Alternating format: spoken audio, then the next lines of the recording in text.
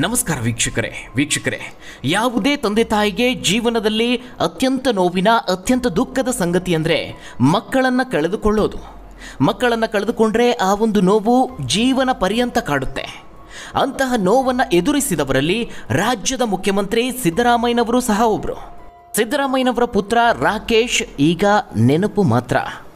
ಸಿದ್ದರಾಮಯ್ಯನವರ ಬದುಕಿನಲ್ಲಿ ಅನುಭವಿಸಿದಂತಹ ಅತ್ಯಂತ ಕರಾಳ ದಿನಗಳು ಯಾವುದು ಅಂತ ಕೇಳಿದ್ರೆ ಅದು ಕಣ್ಣೆದುರೇ ಪುತ್ರನನ್ನು ಕಳೆದುಕೊಂಡಿದ್ದು. ಇತ್ತೀಚೆಗೆ ರಾಜ್ಯದಲ್ಲಿ ನಡೆದಂತಹ ಒಂದು ವಾಕ್ಸಮರ ಮತ್ತೆ ರಾಕೇಶ್ ಸಿದ್ದರಾಮಯ್ಯನವರ ಹೆಸರನ್ನು ಮುನ್ನೆಲೆಗೆ ತಂದಿದೆ. ಪ್ರಜ್ವಲ್ ರೇವಣ್ಣ ಎಲ್ಲಿದ್ರೂ ಕೂಡಲೇ ಬಂದು ಬಿಡು ಅಂತ ಮಾಜಿ ಪ್ರಧಾನಿಗಳಾದಂತಹ ದೇವೇಗೌಡರು ಬರೆದಿದ್ದ ಪತ್ರಕ್ಕೆ ತಿರುಗೇಟನ್ನು ನೀಡಿದಂತಹ ಸಿಎಂ ಸಿದ್ದರಾಮಯ್ಯನವರು ಪ್ರಜ್ವಲ್ನನ್ನು ವಿದೇಶಕ್ಕೆ ಕಳುಹಿಸಿದ್ದೇ ಅವರ ತಾತ. ವಿದೇಶಕ್ಕೆ ಕಳುಹಿಸಿ ಈಗ ಪತ್ರ ಬರೆದು ಏನು ಮಾಡ್ತಾರೆ ಅಂತ ವ್ಯಂಗ್ಯವಾಡಿದ್ರು. ಇದಕ್ಕೆ ಪ್ರತಿಯಾಗಿ HD ಕುಮಾರಸ್ವಾಮಿ ಅವರು ಸಿಎಂ ಪುತ್ರ ರಾಕೇಶ್ ವಿಚಾರವನ್ನು ಕೆದಕಿ ತಿರುಗೇಟನ್ನು ನೀಡಿದ್ದಾರೆ. ಪುತ್ರನನ್ನು ಅಮಲಿನ ಪಾರ್ಟಿಗೆ ನೀವೇ ಕಳುಹಿಸಿದ್ರಿ, ಅವರ ಸಾವಿಗೆ ನೀವೇ ಕಾರಣ ಅಂತ ಹೇಳಿದ್ರೆ ನಿಮ್ಮ ಮನಸ್ಸಿಗೆ ಯಾವ ರೀತಿ ಆಗಬೇಡ, ದೇವೇಗೌಡರ ಬಗ್ಗೆಯೂ ಸಹ ನೀವು ಹೇಳಿದ್ದು ಹೀಗೇ ಅಲ್ವಾ ಅಂತ ಟಾಂಗ್ ಕೊಟ್ಟಿದ್ದಾರೆ. ಇದಲ್ಲದೆ ರಾಕೇಶ್ ಜೊತೆಗೆ ಹೋಗಿದ್ದಂತಹ ಸ್ನೇಹಿತರ ಬಗ್ಗೆಯೂ ಕೂಡ ಅವರು ಉಲ್ಲೇಖ ಮಾಡಿದ್ದಾರೆ. ಹಾಗಾದರೆ ಅಷ್ಟಕ್ಕೂ ವಿದೇಶದಲ್ಲಿ ರಾಕೇಶ್ ಸಿದ್ದರಾಮಯ್ಯ ಅವರಿಗೆ ಆಗಿದ್ದೇನು? ಅವರು ಅಮಲಿನ ಪಾರ್ಟಿಗೆ ಹೋಗಿದ್ದು ನಿಜಾನ? ಬೌನ್ಸರ್ಗಳು ಥಳಿಸಿದ್ರು ಅನ್ನೋದು ಎಷ್ಟು ಸತ್ಯ? ಅವರು ನಟಿಸಿದ ಸಿನಿಮಾ ಏನಾಯಿತು? ಅವರ ಆಸ್ತಿ ಎಷ್ಟು? ಪತ್ನಿ ಮಕ್ಕಳು ಈಗ ಏನು ಮಾಡ್ತಿದ್ದಾರೆ? ಆ ಎಲ್ಲದರ ಬಗ್ಗೆ ಸಂಪೂರ್ಣ ಮಾಹಿತಿಯನ್ನು ನೋಡೋಣ.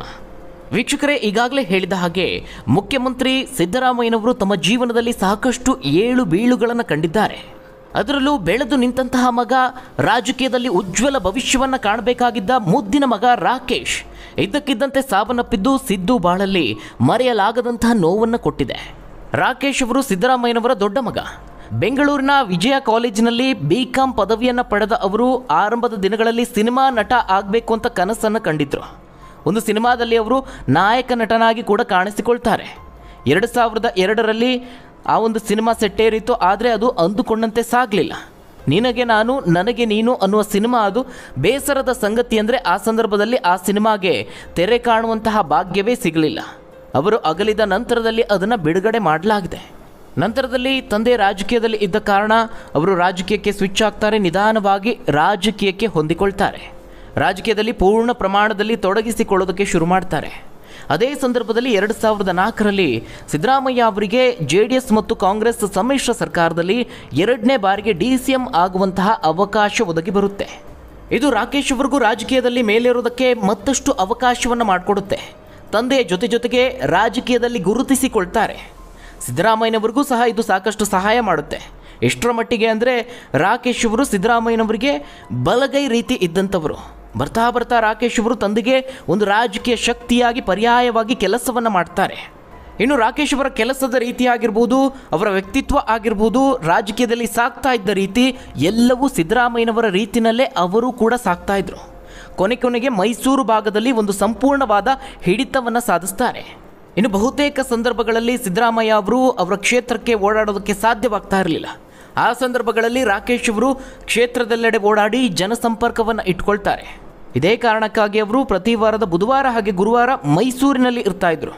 2008ರ ವಿಧಾನಸಭಾ ಚುನಾವಣೆ ಆಗಿರ್ಬೋದು, 2013ರಲ್ಲಿ ಆಗಿರ್ಬೋದು, ವರುಣಾದಲ್ಲಿ ಸಿದ್ದರಾಮಯ್ಯನವರು ನಿರಾಯಾಸವಾಗಿ ಗೆಲುವನ್ನು ಸಾಧಿಸಿದ್ರು. ಅಂದರೆ ಅದರಲ್ಲಿ ರಾಕೇಶ್ ಅವರ ಕೊಡುಗೆ ಸಾಕಷ್ಟಿದೆ. ಹೀಗೆ ಸಿದ್ದರಾಮಯ್ಯ ಅವರ ತವರು ಕ್ಷೇತ್ರ ವರುಣ ಸೇರಿ ಇಡೀ ಮೈಸೂರಿನಲ್ಲಿ ತಮ್ಮದೇ ಆದ ಹೆಸರನ್ನು ಸಂಪಾದಿಸಿಕೊಳ್ತಾರೆ. ತಂದೆಯ ನೆರಳಲ್ಲಿ ಕೆಲಸವನ್ನು ಮಾಡ್ತಿದ್ರೂ ಸಹ ತಮ್ಮದೇ ಆದ ರಾಜಕೀಯ ಛಾಪನ್ನು ಮೂಡಿಸಿದ್ರು. ಈ ನಡುವೆ ರಾಕೇಶ್ ಅವರಿಗೆ ಒಂದು ಅಪಘಾತ ಸಂಭವಿಸಿ ಶಸ್ತ್ರಚಿಕಿತ್ಸೆಗೂ ಒಳಗಾಗುವಂತಹ ಪರಿಸ್ಥಿತಿ ಎದುರಾಗುತ್ತೆ.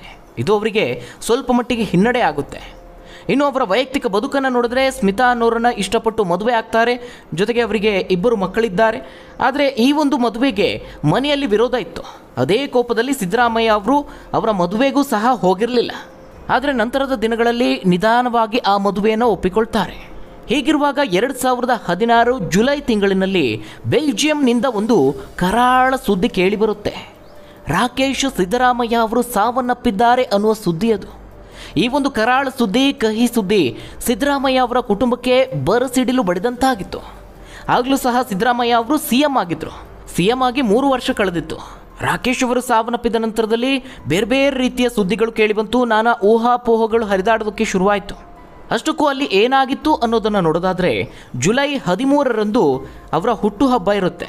39ನೇ ಹುಟ್ಟುಹಬ್ಬವನ್ನು ಆಚರಿಸಿಕೊಳ್ತಾರೆ. ನಂತರ ತಮ್ಮ 4 ಜನ ಸ್ನೇಹಿತರ ಜೊತೆಯಲ್ಲಿ ವಿದೇಶಕ್ಕೆ ಪ್ರವಾಸಕ್ಕೆ ಹೋಗಿರ್ತಾರೆ.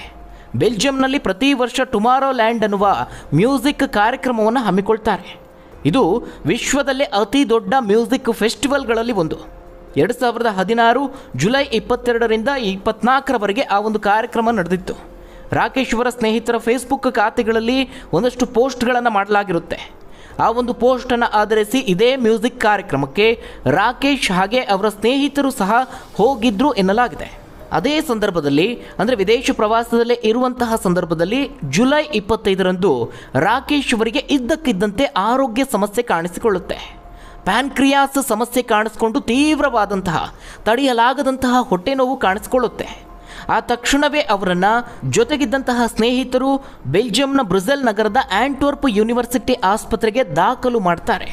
ಅಲ್ಲದೆ CM ಸಿದ್ದರಾಮಯ್ಯನವರಿಗೆ ಕರೆ ಮಾಡಿ ಈ ವಿಚಾರವನ್ನು ತಿಳಿಸ್ತಾರೆ. ಇನ್ನು ಆ ಸಂದರ್ಭದಲ್ಲಿ ರಾಜ್ಯ ಸರ್ಕಾರದ ಪರಿಸ್ಥಿತಿ ಕೂಡ ಹೇಳಿಕೊಳ್ಳುವಷ್ಟರ ಮಟ್ಟಿಗೆ ಇರೋದಿಲ್ಲ. ರಾಜ್ಯದಲ್ಲಿ ಸಾರಿಗೆ ನೌಕರರ ಮುಷ್ಕರ ಕೂಡ ಜೋರಾಗಿ ನಡೀತಾ ಇತ್ತು. ಅದೇ ಸಂದರ್ಭದಲ್ಲಿ ಈ ರೀತಿಯಾದಂತಹ ಒಂದು ಸುದ್ದಿ ಕೇಳಿಬರುತ್ತೆ. CM ಆಗಿದ್ದ ಕಾರಣ ಸಿದ್ದರಾಮಯ್ಯನವರಿಗೆ ಒಂದು ಕಡೆ ಸರ್ಕಾರವನ್ನು ನಿಭಾಯಿಸಬೇಕು, ಮತ್ತೊಂದು ಕಡೆ ಪುತ್ರನ ಚಿಂತೆ ಶುರುವಾಗುತ್ತೆ. ಅದೇ ರಾಕೇಶ್ ಅವರು ಭಾರತದಲ್ಲಿ ಇದ್ದಿದ್ರೆ ತಕ್ಷಣವೇ ಹೋಗಿ ನೋಡಿಕೊಂಡು ಬರಬಹುದಿತ್ತು. ಆದರೆ ಅವರು ವಿದೇಶದಲ್ಲಿ ಅನಾರೋಗ್ಯಕ್ಕೀಡಾಗಿದ್ದರು. ಆಗ ಸುಷ್ಮಾ ಸ್ವರಾಜ್ ಅವರು ಕೇಂದ್ರ ವಿದೇಶಾಂಗ ಸಚಿವರಾಗಿರ್ತಾರೆ. ತಕ್ಷಣವೇ ಅವರನ್ನು ಸಂಪರ್ಕ ಮಾಡಿದಂತಹ ಸಿದ್ದರಾಮಯ್ಯನವರು ನಡೆದಿರುವಂತಹ ವಿಚಾರವನ್ನು ತಿಳಿಸ್ತಾರೆ. ಆಗ ಅವರು ಎಲ್ಲ ರೀತಿಯ ಸಹಾಯವನ್ನು ನಮ್ಮ ಕಡೆಯಿಂದ ಮಾಡಲಾಗುತ್ತೆ ಅನ್ನುವ ಭರವಸೆಯನ್ನು ನೀಡ್ತಾರೆ. ಅಲ್ಲದೆ ಕರ್ನಾಟಕದಿಂದ ನುರಿತ ವೈದ್ಯರ ತಂಡವನ್ನು ಬೆಲ್ಜಿಯಂಗೆ ಕಳುಹಿಸಿಕೊಡಲಾಗುತ್ತೆ. ರಾಕೇಶ್ ಅವರ ಆರೋಗ್ಯವನ್ನು ಸುಧಾರಿಸುವುದಕ್ಕೆ ವೈದ್ಯರ ತಂಡ ಸಾಕಷ್ಟು ಪ್ರಯತ್ನವನ್ನು ಮಾಡ್ತಾರೆ. ಆದರೆ ಯಾವುದೇ ಪ್ರಯೋಜನ ಆಗೋದಿಲ್ಲ. ಗಂಟೆಗೂ ರಾಕೇಶ್ ಅವರ ಆರೋಗ್ಯ ಕ್ಷೀಣಿಸುತ್ತಾ ಹೋಗುತ್ತೆ. ಅದರ ಬೆನ್ನಲ್ಲೇ ಸಿದ್ದರಾಮಯ್ಯ ಅವರು ಹಾಗೆ ಅವರ ಪತ್ನಿ ಪಾರ್ವತಿಯವರು ಸೇರಿದಂತೆ ಕುಟುಂಬದವರು ಬೆಲ್ಜಿಯಂಗೆ ತೆರಳುತ್ತಾರೆ. ಎಲ್ಲ ಪ್ರಯತ್ನದ ಹೊರತಾಗಿಯೂ ರಾಕೇಶ್ ಅವರು ಬಹು ಅಂಗಾಂಗ ವೈಫಲ್ಯದ ಕಾರಣ ಜುಲೈ 27ರಂದು ಇಹಲೋಕವನ್ನು ತ್ಯಜಿಸಿದರು. ಇನ್ನೂ ಬಾಳಿ ಬದುಕಬೇಕಾಗಿದ್ದ, ರಾಜಕೀಯದಲ್ಲಿ ಉಜ್ವಲ ಭವಿಷ್ಯವನ್ನು ಕಾಣಬೇಕಾಗಿದ್ದ ಕೇವಲ 39 ವರ್ಷದ ಮಗ ತಂದೆ ತಾಯಿಯ ಕಣ್ಣ ಮುಂದೆಯೇ ಉಸಿರನ್ನು ಚೆಲ್ಲಿದ್ರು. ಸಿದ್ದರಾಮಯ್ಯ ಅವರ ಜೀವನದಲ್ಲಿ ಅತ್ಯಂತ ನೋವಿನ ಕ್ಷಣ ಇದಾಗಿತ್ತು. ಇದಾದ ನಂತರದಲ್ಲಿ ರಾಕೇಶ್ ಅವರ ಪಾರ್ಥಿವ ಶರೀರವನ್ನು ವಿದೇಶದಿಂದ ಭಾರತಕ್ಕೆ ತರೋದು ಕೂಡ ಮತ್ತೊಂದು ಸವಾಲಿನ ಸಂಗತಿಯಾಗಿತ್ತು. ವಿದೇಶದಲ್ಲಿ ಮೃತಪಟ್ಟಂತಹ ವ್ಯಕ್ತಿಯ ದೇಹವನ್ನು ಭಾರತಕ್ಕೆ ತರೋದಕ್ಕೆ ಅದಕ್ಕೆ ಆದಂತಹ ಒಂದಷ್ಟು ಕಾರ್ಯವಿಧಾನ ಇದೆ. ಅವೆಲ್ಲವನ್ನು ಪೂರ್ಣಗೊಳಿಸಿ ನಂತರದಲ್ಲಷ್ಟೇ ಮೃತದೇಹವನ್ನು ಹಸ್ತಾಂತರ ಮಾಡಲಾಗುತ್ತೆ. ಇತ್ತೀಚೆಗೆ ವಿಜಯ ರಾಘವೇಂದ್ರ ಅವರ ಪತ್ನಿ ಸ್ಪಂದನಾ ಅವರ ವಿಚಾರದಲ್ಲೂ ಸಹ ಇದೇ ರೀತಿಯಾಗಿ ಮೃತದೇಹ ಹಸ್ತಾಂತರಕ್ಕೆ ಸಾಕಷ್ಟು ಸಮಯಾವಕಾಶ ಹಿಡಿದಿತ್ತು. ಅದೇ ರೀತಿಯಾಗಿ ರಾಕೇಶ್ ಅವರು ಮೃತಪಟ್ಟಂತಹ 2-3 ದಿನಗಳ ನಂತರದಲ್ಲಿ ಅಂದರೆ ಆಗಸ್ಟ್ 1ರಂದು ರಾಕೇಶ್ ಅವರ ಪಾರ್ಥಿವ ಶರೀರವನ್ನು ವಿಶೇಷ ವಿಮಾನದಲ್ಲಿ ಭಾರತಕ್ಕೆ ಅಂದರೆ ಬೆಂಗಳೂರಿಗೆ ತರಲಾಯಿತು. ಅಲ್ಲಿಂದ ನೇರವಾಗಿ ಮತ್ತೊಂದು ವಿಶೇಷ ವಿಮಾನದಲ್ಲಿ ಹುಟ್ಟೂರು ಮೈಸೂರಿಗೆ ಪಾರ್ಥಿವ ಶರೀರವನ್ನು ತೆಗೆದುಕೊಂಡು ಹೋಗಲಾಯಿತು. ಮೈಸೂರಿನ ದಸರಾ ಎಕ್ಸಿಬಿಷನ್ ಗ್ರೌಂಡ್ನಲ್ಲಿ ಅಂತಿಮ ದರ್ಶನಕ್ಕೆ ವ್ಯವಸ್ಥೆಯನ್ನು ಮಾಡಲಾಯಿತು. ಅದಾಗಲೇ ಅಲ್ಲಿ ಸಾವಿರಾರು ಜನ ಅಭಿಮಾನಿಗಳು ಸೇರಿಕೊಂಡಿದ್ದರು. ಕೇವಲ ಮೈಸೂರು ಮಾತ್ರವಲ್ಲದೆ ರಾಜ್ಯದ ವಿವಿಧ ಜಿಲ್ಲೆಗಳಿಂದ ಬಂದಂತಹ ಜನಸಾಗರ ಅಲ್ಲಿ ಸೇರಿತ್ತು. ಅಲ್ಲದೆ ಬೇರೆ ಬೇರೆ ಪಕ್ಷದ ರಾಜಕೀಯ ನಾಯಕರು ಪಕ್ಷಾತೀತವಾಗಿ ರಾಕೇಶ್ ಅವರ ಅಂತಿಮ ದರ್ಶನವನ್ನು ಪಡೆದು ಸಿದ್ದರಾಮಯ್ಯನವರಿಗೆ ಸಾಂತ್ವನ ಹೇಳುವಂತಹ ಕೆಲಸವನ್ನು ಮಾಡಿದ್ರು. BS ಯಡಿಯೂರಪ್ಪ ಆಗಿರಬಹುದು, ಮಾಜಿ CM ಕುಮಾರಸ್ವಾಮಿ ಅವರು, ಆಗ ರಾಜ್ಯಪಾಲರಾಗಿದ್ದಂತಹ ವಜುಭಾಯಿ ವಾಲಾ ಅವರು, ಕಾಂಗ್ರೆಸ್ನ ಕೇಂದ್ರ ನಾಯಕರು, ಹೀಗೆ ದೊಡ್ಡ ದೊಡ್ಡ ಸಂಖ್ಯೆಯಲ್ಲಿ ರಾಜಕೀಯ ನಾಯಕರು ಭಾಗಿಯಾಗ್ತಾರೆ. ಅಲ್ಲದೆ ನರೇಂದ್ರ ಮೋದಿ ಅವರು ಸಹ ಟ್ವೀಟ್ ಮಾಡಿ ಸಂತಾಪವನ್ನು ಸೂಚಿಸಿದರು. ನಂತರದಲ್ಲಿ ತೆರೆದ ವಾಹನದಲ್ಲಿ ರಾಕೇಶ್ ಅವರ ಪಾರ್ಥಿವ ಶರೀರವನ್ನು ಜಯಪುರ ಹೋಬಳಿಯ ಟೀಕಾಟೂರಿನಲ್ಲಿರುವಂತಹ ಅವರ ತೋಟದ ಮನೆಗೆ ಕೊಂಡೊಯ್ಯಲಾಯಿತು. ಮೈಸೂರು ನಗರದಿಂದ ಸುಮಾರು 15 ಕಿಲೋಮೀಟರ್ ದೂರದಲ್ಲಿರುವಂತಹ ತೋಟ ಅದು. ಅಲ್ಲಿ ಕುರುಬ ಸಮುದಾಯದ ಹಾಲು ಮತದ ಸಂಪ್ರದಾಯದಂತೆ ಪುತ್ರ ಧವನ್ ಅವರು ಅಂತಿಮ ವಿಧಿವಿಧಾನವನ್ನು ನೆರವೇರಿಸಿದರು. ಆದರೆ ರಾಕೇಶ್ ಅವರ ಸಾವಿನ ನಂತರದಲ್ಲಿ ವಿದೇಶದಲ್ಲಿ ಬೇರೆ ಬೇರೆ ರೀತಿಯ ಪ್ರಸಂಗಗಳು ನಡೀತು ಅಂತ ಒಂದಷ್ಟು ಊಹಾಪೋಹಗಳು ಹರಿದಾಡ್ತಿವೆ. ವಿದೇಶದಲ್ಲಿ ಅವರು ಮ್ಯೂಸಿಕ್ ಕಾರ್ಯಕ್ರಮಕ್ಕೆ ಹೋಗಿದ್ರು, ಪಬ್ಗೆ ಹೋಗಿದ್ರಂತೆ, ಅಲ್ಲಿ ಬೌನ್ಸರ್ಗಳು ಥಳಿಸಿದ್ರಂತೆ. ಈ ರೀತಿಯಾಗೆಲ್ಲ ಒಂದಷ್ಟು ವದಂತಿಗಳು ಹರಿದಾಡಿದೆ. ಇಂದಿಗೂ ಸಹ ಈ ರೀತಿಯಾದಂತಹ ವದಂತಿಗಳ ಬಗ್ಗೆ ಸೋಷಿಯಲ್ ಮೀಡಿಯಾಗಳಲ್ಲಿ ಚರ್ಚೆ ನಡೀತಾ ಇದೆ. ಆದರೆ ರಾಕೇಶ್ ಅವರು ವಿದೇಶದಲ್ಲಿ ಇದ್ದಂತಹ ಸಂದರ್ಭದಲ್ಲಿ ಆ ರೀತಿಯಾಗಿ ನಡೆದಂತಹ ಯಾವುದೇ ಸುದ್ದಿ ಪ್ರಸಾರ ಆಗಿಲ್ಲ. ಒಂದು ವೇಳೆ ಆ ರೀತಿಯಾದಂತಹ ಘಟನೆ ಏನಾದರೂ ನಡೆದಿದ್ರೆ ವಿದೇಶದಿಂದ ಭಾರತಕ್ಕೆ ಮೃತದೇಹವನ್ನು ಅಷ್ಟು ಸುಲಭವಾಗಿ ಹಸ್ತಾಂತರ ಮಾಡಲಾಗ್ತಾ ಇರಲಿಲ್ಲ. ಇನ್ನು ವೈಯಕ್ತಿಕ ಜೀವನದಲ್ಲಿ ರಾಕೇಶ್ ಅವರು ರಾಜಕೀಯವಾಗಿ ಜನರ ಪರವಾಗಿ ಕೆಲಸವನ್ನು ಮಾಡಬೇಕು ಅಂತಿದ್ರು. ಅದೇ ರೀತಿಯಾಗಿ ರಾಜಕೀಯದಲ್ಲಿ ಚುನಾವಣೆಗೆ ಸ್ಪರ್ಧಿಸುವಂತಹ ಸಾಕಷ್ಟು ಅವಕಾಶಗಳಿತ್ತು. ಆದರೆ ಸಿದ್ದರಾಮಯ್ಯನವರು ಅದಕ್ಕೆ ಅವಕಾಶವನ್ನು ಮಾಡಿಕೊಟ್ಟಿರಲಿಲ್ಲ. ಅದೇ ರೀತಿಯಾಗಿ ರಾಕೇಶ್ ಅವರು ಸಹ ತೆರೆಮರೆಯಲ್ಲಿ ಕೆಲಸವನ್ನು ಮಾಡ್ತಾ ಇದ್ರು. ಬಹಿರಂಗ ಸಭೆಗಳಲ್ಲಿ ಹೆಚ್ಚಿನದಾಗಿ ಅವರು ಕಾಣಿಸಿಕೊಳ್ತಾ ಇರಲಿಲ್ಲ. ಇನ್ನು ಅವರು 2018ರಲ್ಲಿ ಅಸೆಂಬ್ಲಿ ಚುನಾವಣೆಗೆ ಸ್ಪರ್ಧಿಸೋದಕ್ಕೆ ಇಚ್ಛಿಸಿದ್ರು. ತಂದೆಯ ಅನುಮತಿಯನ್ನು ಪಡೆದು ವರುಣಾ ಅಥವಾ ಚಾಮುಂಡೇಶ್ವರಿ ವಿಧಾನಸಭಾ ಕ್ಷೇತ್ರದಿಂದ ಸ್ಪರ್ಧಿಸುವಂತಹ ಕನಸನ್ನು ಕಂಡಿದ್ರು. ಆದರೆ ರಾಜಕೀಯದ ಕನಸನ್ನು ಕಂಡಿದ್ದ ರಾಕೇಶ್ ಅವರು 2016ರಲ್ಲೇ ವಿಧಿವಶರಾಗ್ತಾರೆ. ಹೀಗಾಗಿ ಸಿದ್ದರಾಮಯ್ಯ ಅವರು ತಮ್ಮ ಒಂದು ದೊಡ್ಡ ಶಕ್ತಿಯನ್ನೇ ಕಳೆದುಕೊಂಡಂತಾಗುತ್ತೆ. ಆ ಒಂದು ಸ್ಥಾನವನ್ನು ತುಂಬೋದಕ್ಕೆ ನಂತರದಲ್ಲಿ ಅನಿವಾರ್ಯವಾಗಿ ಅವರ ಎರಡನೆಯ ಪುತ್ರ ಯತೀಂದ್ರ ಅವರು ರಾಜಕೀಯಕ್ಕೆ ಬರ್ತಾರೆ. ಇನ್ನು ರಾಕೇಶ್ ಅವರು ಸ್ಮಿತಾ ಅನ್ನೋರನ್ನ ಪ್ರೀತಿಸಿ ಮದುವೆ ಆಗ್ತಾರೆ. ಕುಟುಂಬಕ್ಕೆ ಅಧಿಕೃತವಾಗಿ ತಿಳಿಸದೆ ಮದುವೆ ಆಗ್ತಿದ್ದಾರೆ ಅನ್ನೋ ಕಾರಣಕ್ಕೆ ಆ ಮದುವೆಗೆ ಸಿದ್ದರಾಮಯ್ಯನವರು ಹೋಗಿರಲಿಲ್ಲ. ಸಾಕಷ್ಟು ದಿನಗಳ ಕಾಲ ಮಗನ ಮೇಲೆ ಕೋಪಿಸಿಕೊಂಡಿದ್ರು. ಆ ನಂತರದಲ್ಲಿ ನಿಧಾನವಾಗಿ ಆ ಮದುವೆಯನ್ನು ಒಪ್ಪಿಕೊಳ್ತಾರೆ. ಇನ್ನು ರಾಕೇಶ್ ಅವರಿಗೆ 2 ಮಕ್ಕಳು, ಮಗ ಧವನ್ ಹಾಗೆ ಮಗಳು ತನ್ಮಯಿ. ಧವನ್ ಜರ್ಮನಿಯಲ್ಲಿ ಸ್ಮಿತಾ ಅವರ ತಂಗಿಯ ಮನೆಯಲ್ಲಿ ಇದ್ದು ವಿದ್ಯಾಭ್ಯಾಸವನ್ನು ಮಾಡ್ತಿದ್ದಾರೆ. ಇನ್ನು ಸ್ಮಿತಾ ಅವರು ಹಾಗೆ ಅವರ ಮಗಳು ಬೆಂಗಳೂರಿನಲ್ಲಿ ಮಲ್ಲೇಶ್ವರಂನಲ್ಲಿ ವಾಸವಿದ್ದಾರೆ. ಇನ್ನು ರಾಕೇಶ್ ಅವರು ಮೈಸೂರಿನ ಜಯಪುರ ಹೋಬಳಿಯ ಟಿ ಕಾಟೂರಿನಲ್ಲಿ ಸುಮಾರು 7 ಎಕರೆಯಷ್ಟು ಕೃಷಿ ಭೂಮಿಯನ್ನು ಹೊಂದಿದ್ರು. ಇದರ ಸದ್ಯದ ಮಾರುಕಟ್ಟೆ ಮೌಲ್ಯ ಸುಮಾರು 1,10,00,000 ರೂಪಾಯಿ ಎನ್ನಲಾಗಿದೆ. ರಾಕೇಶ್ ಅವರು ಅಗಲಿದ ನಂತರದಲ್ಲಿ ಅದು ಅವರ ತಾಯಿಯ ಹೆಸರಿಗೆ ವರ್ಗಾವಣೆ ಆಗಿದೆ. ಇದಲ್ಲದೆ ಬೆಂಗಳೂರಿನ ವಸಂತನಗರದ ಸ್ಯಾಂಕಿ ರಸ್ತೆಯಲ್ಲಿ ಪಬ್ ಒಂದನ್ನು ಹೊಂದಿದ್ರು. ಸದ್ಯ ಇದನ್ನು ಸ್ಮಿತಾ ಅವರು ನೋಡಿಕೊಳ್ತಿದ್ದಾರೆ. ಇದಿಷ್ಟು ರಾಕೇಶ್ ಸಿದ್ದರಾಮಯ್ಯ ಅವರ ಜೀವನದ ಬಗ್ಗೆ. ಹಾಗಾದರೆ ಈ ಒಂದು ವಿಡಿಯೋದ ಬಗ್ಗೆ ನೀವೇನಂತೀರಾ? ನಿಮ್ಮ ಅನಿಸಿಕೆ ಅಭಿಪ್ರಾಯವನ್ನು ಕಮೆಂಟ್ ಮೂಲಕ ತಿಳಿಸಿ. ಧನ್ಯವಾದಗಳು ವೀಕ್ಷಕರೇ.